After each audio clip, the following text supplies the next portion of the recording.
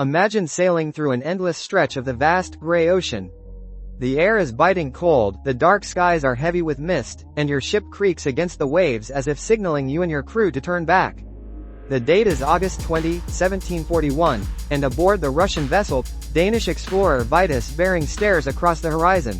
After weeks of battling storms and scurvy, his exhausted crew suddenly spots something that makes history: the rugged coastline of the present-day Alaska.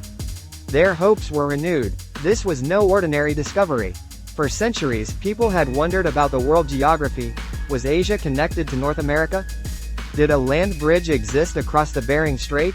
Bering's voyage, ordered by Russia's Tsar Peter the Great, aimed to finally answer that question. When the cliffs and peaks of Alaska came into view, the mystery began to unravel, not just for them but to all of mankind. Though Bering's crew barely made contact with the land, their sighting would spark decades of curiosity, exploration, fur trading, and eventually, Russia's claim over the territory.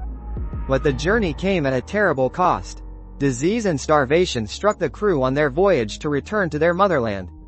Bering himself would not survive. He died on a desolate island now bearing his name, Bering Island.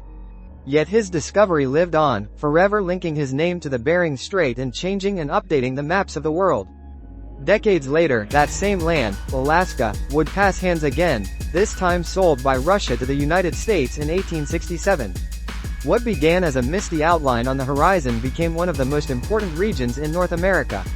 So the next time you hear the word Alaska, remember the storm-battered ship, the desperate sailors, and the moment on August 20, 1741, when a Danish explorer sailing under a Russian flag first brought this vast land into the eyes of Europe.